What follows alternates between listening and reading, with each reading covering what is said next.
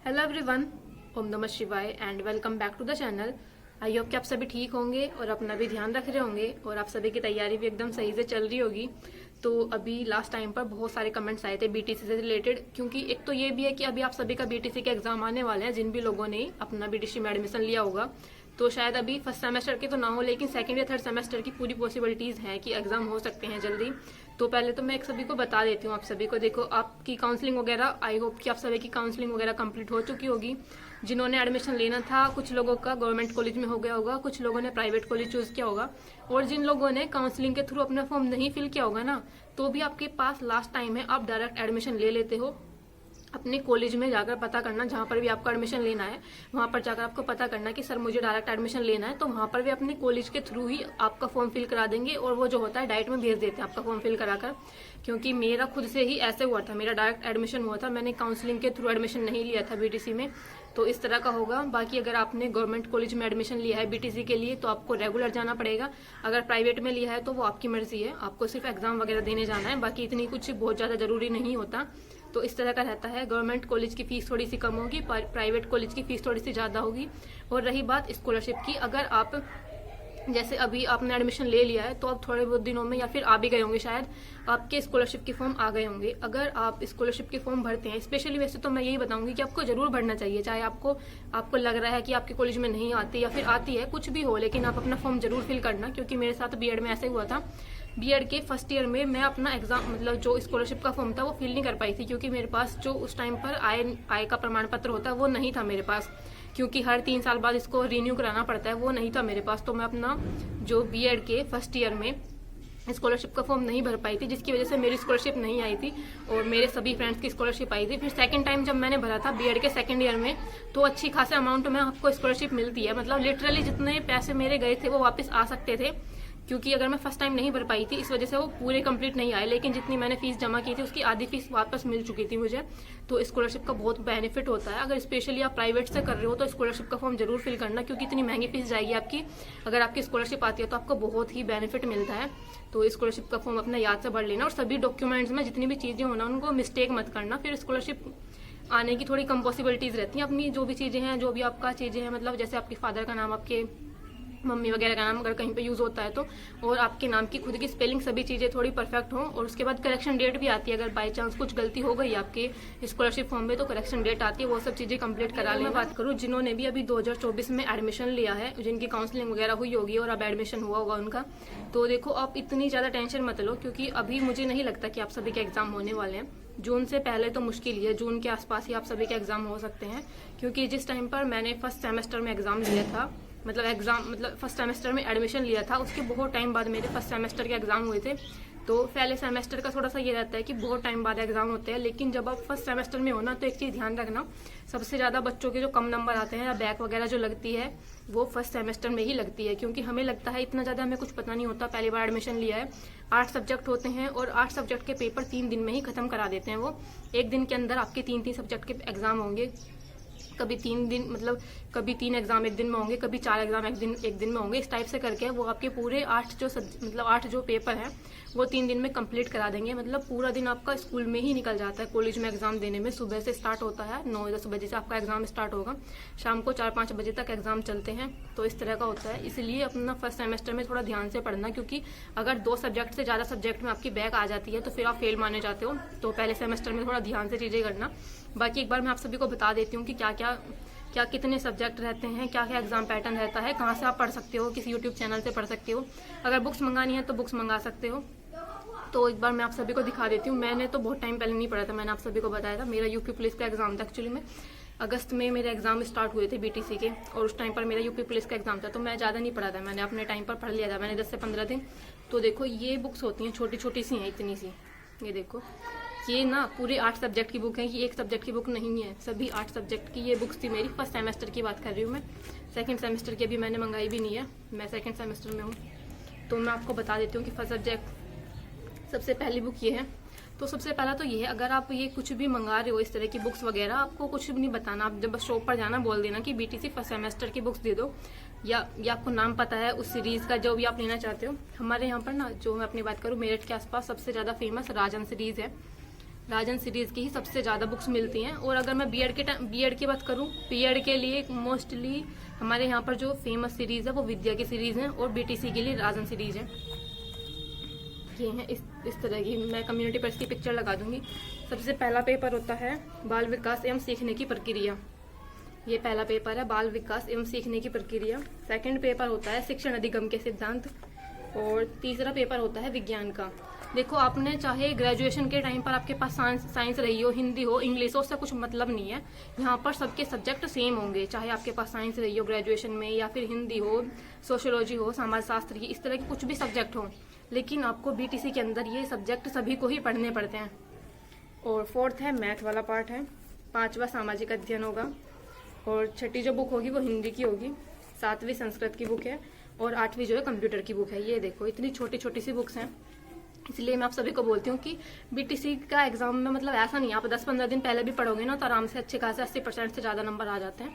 बाकी आपकी मर्जी, क्योंकि अभी देखो ऐसा है कि सभी लोग, मोस्टली सभी आप में से और मैं भी कॉम्पिटिटिव एग्जाम्स की हम तैयारी कर रहे होते हैं। तो ऐसा ही होता है कि बस इन एग्जाम्स के लिए जितना थोड़ा बहुत टाइम मिला, 10-15 दिन मिले, उतने में ही पढ़ लिया। तो इस तरह की कुछ बुक्स हैं। एक बुक का प्राइस 40 रुपये है। सारी बुक्स का सेम ही है, चाहे वो कोई सी भी बुक है। मैंने देख लिया है, सभी बुक का प्राइस ना 40 है। तो 8 चौक 32, 320 रुपये इनका प्राइस हो जाएगा सभी का, क्योंकि सभी 40-40 रुपये की हैं। और 8 बुक्स होती हैं, ये ही 8 बुक्स हैं जो मैंने आप सभी को बता दी हैं। प्राइस भी मैंने आप सभी को बता दिया है। पहले सेमेस्टर के लिए ये है। और बाकी जो एग्जाम फीस होती है वो जब आप अपना एग्जाम फॉर्म फिल करोगे वो थोड़ी सी वहाँ पर अलग लगती है। सब्जेक्ट ये हैं। और मैं एक बार ये भी बता दूंगी आप सभी को कि किस सब्जेक्ट से कितने क्वेश्चन आते हैं और मतलब कितने पूर्णांक का होता है, मैक्सिमम नंबर क्या होते हैं। और इसमें एक चीज़ ध्यान रखना कि पासिंग मार्क्स होते हैं, बड़े ध्यान से करना, क्योंकि कुछ सब्जेक्ट के पासिंग मार्क्स ऐसे होते हैं ना, उनमें पासिंग मार्क्स लाना भी बड़ा डिफिकल्ट हो जाता है। जैसे कंप्यूटर हम पहली बार पढ़ते हैं, जल्दी से स्कोर नहीं बन पाता कंप्यूटर के अंदर। संस्कृत के अंदर बहुत बच्चे फेल होते हैं, मैंने खुद देखा है। मैंने भी ज़्यादा नहीं पढ़ा था, लेकिन फिर भी यहाँ पास हो गई थी, क्योंकि संस्कृत थोड़ा सा डिफिकल्ट सब्जेक्ट है। इतना हम नहीं पढ़ते आ रहे हैं संस्कृत को। इसके कंपैरिजन में कंप्यूटर थोड़ा सा इजी होता है, संस्कृत उससे भी ज़्यादा डिफिकल्ट आती है। इस तरह के मतलब सीधे सीधे क्वेश्चन नहीं आते संस्कृत के अंदर, बहुत कुछ नई नई चीज़ें आ जाती हैं। तो 1-2 सब्जेक्ट हैं जिसको आपको थोड़ा सा ध्यान से पढ़ना है। बाकी यही सारे सब्जेक्ट थे, 8 सब्जेक्ट हैं। और आपके पेपर जो होंगे, मुझे लगता है जहाँ तक हो सकता है जून या जुलाई के आसपास हो सकते हैं। एक दिन के अंदर आपके 2 से 3 पेपर कंप्लीट होंगे। तो ऐसे करके 3 दिन में आपके पूरे एग्जाम कंप्लीट करा लिए जाते हैं फर्स्ट सेमेस्टर के। उसके बाद अगर आपकी उससे पहले ही शायद आपकी इंटर्नशिप वगैरह स्टार्ट हो जाएंगी। और इंटर्नशिप में आपको कहीं जाकर किसी भी स्कूल के अंदर, प्राइमरी स्कूल के अंदर, पहली क्लास से 6ठी क्लास तक के स्कूल के अंदर आपको पढ़ाना होता है। और उस जो पढ़ाने के टाइम पर आपको बहुत सारी चीज़ें ध्यान रखनी होती हैं। एक्चुअली में कुछ लोग ना ध्यान नहीं देते। वहाँ पर जब आप पढ़ा रहे हो तो वहाँ पर टीचर्स ना आपको ऑब्जर्व करते हैं कि वो बच्चा इंटरेस्ट लेकर पढ़ा रहा है, नहीं पढ़ा रहा है, या फिर अपना टाइम पास कर रहा है, क्योंकि उस चीज़ के आपको नंबर मिलेंगे वहाँ पर जब आप पढ़ाने जाओगे। तो मैंने तो खुद से ही जाकर पढ़ाया था। मोस्टली आजकल लोग क्या करते हैं कि ऐसे ही पैसे दिया और अपना सर्टिफिकेट बनवा लिया कि हाँ हमने वहाँ पर उस कॉलेज में या उस स्कूल में पढ़ाया है। तो मैं तो ये रिकमेंड करूँगी, एक बार हो सके तो आप खुद से ही जाना पढ़ाने के लिए, चाहे ज़्यादा दिन ना जाओ, लेकिन 10 दिन 15 दिन अगर आपको लगता है तो एक बार पढ़ाने के लिए चले जाना। तो इस तरह से वो, क्योंकि जो आप इंटर्नशिप करोगे ना अपने स्कूल में जाकर, उसके आपको नंबर मिलेंगे। 100 नंबर की इंटर्नशिप होती है। और ये इंटर्नशिप के नंबर वहीं वे कॉलेज वाले देंगे जहाँ पर आप अपनी इंटर्नशिप कर रहे होंगे। और 100 नंबर कॉलेज के प्रैक्टिकल के होते हैं जो कॉलेज वाले लोग आपको देंगे। हम बीटीसी के फर्स्ट सेमेस्टर के बारे में बात करने वाले हैं कि किस तरह का एग्जाम पैटर्न होता है, आपका रिटन एग्जाम कितने का होगा और इंटरनल आपके कितने नंबर के होते हैं। तो बीटीसी के फर्स्ट सेमेस्टर के एग्जाम की हम बात कर रहे हैं। आपके 8 सब्जेक्ट होते हैं।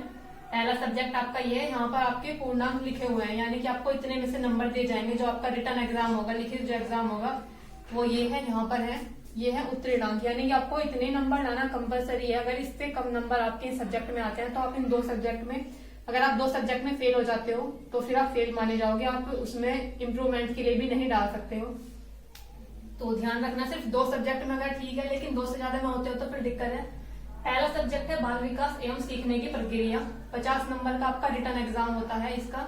सेकंड पेपर है शिक्षण अधिगम के सिद्धांत, ये भी 50 नंबर का पेपर होता है। ये दोनों पेपर एक ही दिन में कंप्लीट होंगे आपके। एक पेपर पहले शिफ्ट में आ जाएगा, फिर आपको थोड़ा सा टाइम मिलेगा 1-आधा घंटे का बीच में रेस्ट करने के लिए, फिर आपका सेकंड पेपर स्टार्ट हो जाएगा सेकंड मीटिंग के अंदर। ये थर्ड पेपर है आपका विज्ञान का, जो आपका 25 नंबर का पेपर होगा, मतलब आपका पूर्णांक 25 का है। और इसमें इजीली 20 से 25 नंबर के समथिंग इसमें आ जाते हैं अगर आप थोड़ा सा भी पढ़ लेते हो तो। फोर्थ पेपर होता है आप सभी का मैथ का पेपर, जो कि 25 नंबर का होता है और 25 नंबर ही इसके इंटरनल मिलते हैं आप सभी को। फिफ्थ पेपर होता है सामाजिक अध्ययन का, 50 नंबर का ये पेपर होता है। सामाजिक अध्ययन का पेपर 50 नंबर का होता है, उसके इंटरनल नंबर भी 50 ही होते हैं। जो ये आपका 50 नंबर का पेपर है, इसके सामने ही इसके इंटरनल मार्क्स लिखे हुए हैं। इंटरनल मार्क्स आपको कॉलेज वाले प्रोवाइड कराएंगे और ये एक्सटर्नल जो मार्क्स हैं ये आपके एग्जाम के बेस पर मिलेंगे, जो आपका रिटर्न एग्जाम होता है। सिक्स्थ पेपर होगा आप सभी का हिंदी का। हिंदी 25 नंबर की आती है, जो कि इजी से कॉन्सेप्ट होते हैं, जो हम कॉम्पिटेटिव एग्जाम्स की तैयारी कर रहे हैं वो सभी चीजें ही हिंदी में आपको पढ़ने की मिलेगी। इसके भी आंतरिक नंबर 25 ही होंगे। सातवां पेपर आपका संस्कृत का, इसमें 25 नंबर का ये पेपर होता है और इसमें 12 से लेकर 15 नंबर लाना भी बड़ा डिफिकल्ट हो जाता है, थोड़ा डिफिकल्ट पेपर आता है। संस्कृत में ही सबसे ज्यादा बच्चे फेल होते हैं, संस्कृत और कंप्यूटर वाले पेपर में, तो ये दो पेपर थोड़ा अच्छे से बढ़कर जाना। आठवां पेपर होता है कंप्यूटर का। कंप्यूटर भी 25 नंबर का आता है। टोटल मिलाकर अगर आप देखोगे तो 275 नंबर का आपका पूरा पेपर होता है, पूर्णांक होता है। ये इंटरनल मार्क्स हैं, ये आपको कॉलेज वाले प्रोवाइड करेंगे। उनकी मर्जी है कि वो आपको 40 भी दे सकते हैं, 45 भी दे सकते हैं। ये इस तरह से नंबर है, ये मिलाकर 275 बनते हैं, ये भी मिलाकर 275 बनते हैं। ये पूरा पूर्णांक है, ठीक है। यहाँ पर होते हैं उत्तीर्णांक, यानी कि आपको पासिंग मार्क्स कितने चाहिए। 50 नंबर का आपका पेपर है, आपको 25 नंबर लाने हैं इसमें पास होने के लिए। 50 नंबर का सेकंड पेपर है, आपको 25 नंबर लाने हैं पास होने के लिए। तीसरे पेपर 25 नंबर का है, मतलब 25 स्कोर है, 25 इसके मैक्सिमम मार्क्स हैं। आपको पास होने के लिए 12 नंबर लाना जरूरी है। अगर आपके 12 नंबर से कम आते हैं इस पेपर के अंदर तो आप फेल माने जाओगे। फोर्थ पेपर है 25 नंबर का, यहाँ पर आपको 12 नंबर लाने हैं। इसी तरह से पांचवा पेपर है 50 नंबर का, आपको पास होने के लिए 25 नंबर लाने हैं। जो पेपर 25 नंबर की है उसमें आपको पास होने के लिए 12 नंबर लाने हैं, और जो 50 नंबर की पेपर है उसमें आपको पास होने के लिए 25 नंबर लाने हैं। ऐसे आपको रिटर्न एग्जाम के थे ये सभी है इंटरनल की। इंटरनल आपका 50 नंबर का पेपर होगा, मतलब इंटरनल आपके 50 नंबर के होते हैं। कुछ टीचर्स आपसे पूछ लेते हैं या फिर आपका कहीं जगह पर इंटरनल मार्क्स ही आपके होते हैं, मतलब पेपर के आधार पर। तो 50 नंबर में से आपको 30 नंबर लाने जरूरी हैं। यहाँ पर आपको 50 नंबर में से 30 नंबर लाने जरूरी हैं। ये इंटरनल है और ये एक्सटर्नल जो आपके एग्जाम के होंगे, आप सभी का टोटल यहाँ पर आ जाएगा, दोनों ही सब्जेक्ट का। तो ये था आपके पूर्णांक, ये है उत्तीर्णांक। इतने नंबर आपको हर सब्जेक्ट के अंदर मिनिमम लाने हैं, इससे कम नंबर नहीं लाने हैं, नहीं तो आप फेल माने जाओगे। और बीटीसी के फर्स्ट सेमेस्टर में फेल भी काफी बच्चे होते हैं, तो ध्यान रखना ये सभी चीजें। फिर बारी आती है शारीरिक शिक्षा, कला, स्वास्थ्य, ये सब चीजें आपके कॉलेज पर डिपेंड करती हैं। कॉलेज वाले ही आपसे कुछ थोड़ा बहुत पूछ लेते हैं, या फिर आपके परफॉर्मेंस के अकॉर्डिंग कि आपका पूरा ईयर किस तरह से रहा, किस तरह से आप कॉलेज में आपने बिहेवियर करा, उसके आधार पर आपको दे देते हैं। 50 नंबर का ये टोटल होता है। 50 में सब आपकी उनकी मर्जी होती है कॉलेज वालों की। ज्यादातर वो 40 के आसपास ही नंबर रख देते हैं, 40 या 42 के आसपास। फिर 10th पार्ट को मैंने अलग से लिखा हुआ, ये इंटर्नशिप वाला पार्ट है। आपको किसी कॉलेज में जाकर पहली क्लास तक से 6ठी क्लास तक के बच्चों को पढ़ाना होता है। वहां पर जितने भी टीचर्स होंगे वो आपको टाइम टू टाइम ऑब्जर्व करते हैं, देखते हैं कि भाई छात्र अध्यापक अगर छात्र अध्यापिका को कि आप ढंग से पढ़ा रहे हो या नहीं पढ़ा रहे हो, या फिर टाइम पास कर रहे हो सिर्फ। इस चीज के आपको नंबर दिए जाते हैं। और जब वो नंबर देते हैं आपसे कुछ क्वेश्चन भी पूछते हैं कि सबसे पहले ही आते आपको क्या काम करना चाहिए। जैसे मुझसे सर ने पूछा था कि जैसे आप रूम में एंटर होते हो तो आपका सबसे पहला आप क्या काम करते हो, तो मैंने ही सर को बता दिया था कि सर सबसे पहले अपना इंट्रोडक्शन देना है, फिर बच्चों से उनका इंट्रोडक्शन लेना है, तब धीरे धीरे करके अपना ब्लैक बोर्ड पर आना है। ऐसा नहीं कि आप सीधा आए और ब्लैक बोर्ड पर पढ़ाना शुरू कर दिया। और 11th पार्ट को मैंने अलग से लिखा हुआ है, ये है कॉलेज के प्रैक्टिकल या फिर विवा जो होता है, ये 100 नंबर का होता है। बाहर से आपके कुछ प्रैक्टिकल लेने के लिए कुछ लोगों को बुला लिया जाता है, वो आपके प्रैक्टिकल लेते हैं। 100 नंबर में से यहाँ पर आपको मिलते हैं। इंटर्नशिप के लिए भी आपको 100 नंबर मिलते हैं। 100 नंबर में से वो मैक्सिमम आपको दे देते हैं 98, 96, वो आपका डिपेंड करता है कि आपने कॉलेज में जाकर पढ़ाया है नहीं पढ़ाया है। तो टोटल जो आपकी परसेंटेज बनती है ना, वो 800 में से बनती है। 800 में से कैसे बनती है मैं वो आप सभी को एक बार बता देती हूँ। 275 नंबर आपके यहाँ से जाते हैं, 275 नंबर यहाँ से जाएंगे। ये 50 जो नंबर है आपको शारीरिक शिक्षा स्वास्थ्य का यहाँ से मिलेंगे। और उसके बाद ये 100 नंबर है इंटर्नशिप के, और ये 100 नंबर होते हैं कॉलेज प्रैक्टिकल के। तो इस तरह से टोटल मिलाकर अगर आप देखोगे तो 800 नंबर बनेंगे, और जो आपकी फर्स्ट ईयर की जो परसेंटेज होगी वो 800 में से डिसाइड होगी।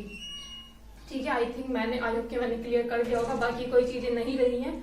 क्योंकि जब आपका बीटीसी के फर्स्ट सेमेस्टर का एग्जाम आता है, मतलब जो स्कोर कार्ड आता है, उसको देखकर बता पाना थोड़ा सा डिफिकल्ट होता है कि किस तरह से किस सब्जेक्ट का कितने पासिंग मार्क्स है, क्या क्या चीजें हैं। थोड़ा सा कंफ्यूजिंग होता है, क्योंकि वहां पर आपको वो ऐड करके नहीं देते। आपका जितना भी स्कोर होगा वो ऐड करके नहीं देंगे, आपको खुद से ऐड करना है और देखना है कि कौन कौन सी चीजें आपने ऐड करनी है। तो इस तरह का कुछ पेपर होता है, मैंने सभी बता दिया। इधर पूर्णांक लिखे हुए हैं, इधर उत्तीर्णांक है, इतने नंबर लाना जरूरी कंपलसरी है। जो टोटल बनता है वो ऐसे बनता है कि आपके जो रिटर्न एग्जाम्स के यहाँ से जितने भी नंबर आएंगे, फिर आपका इंटर्नशिप ऐड होगी, कॉलेज का भी ऐड होगा। ये 50 नंबर भी आपको कॉलेज वाले ही प्रोवाइड कराते हैं। ये सारे नंबर जो होते हैं कॉलेज वाले ही आप सभी को देंगे। 8 सब्जेक्ट होते हैं, ये 8 सब्जेक्ट मैंने बता दिए हैं और इन 8 सब्जेक्ट का पेपर 3 दिन में कंप्लीट करा लिया जाता है। 800 में से 80 परसेंटेज बनेगी। और बाकी आपका कोई क्वेश्चन रह गया तो प्लीज कमेंट कर देना। बाकी आपका बीटीसी से रिलेटेड या कुछ और एग्जाम से रिलेटेड की वीवो में किस तरह के क्वेश्चन आते हैं वो सभी मैं आपको अपना एक्सपीरियंस बता दूंगी, क्योंकि आई थिंक वीवो में मेरे 95 या 96 के करीब नंबर आए थे। तो वीवो ठीक हुआ था, लेकिन फिर भी मुझे लगता है कि नंबर थोड़े कम ही आएंगे क्योंकि बाकी बच्चों के और अच्छे नंबर रखे हुए थे।